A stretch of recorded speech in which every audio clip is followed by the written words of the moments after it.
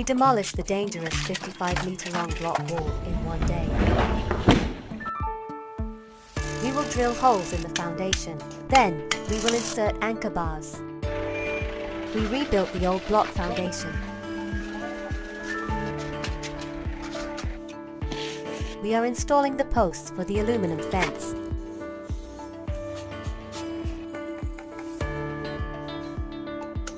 The posts were temporarily fixed with wedges.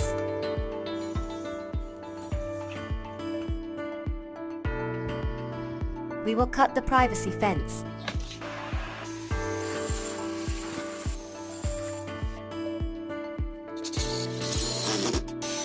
The fence body is now installed.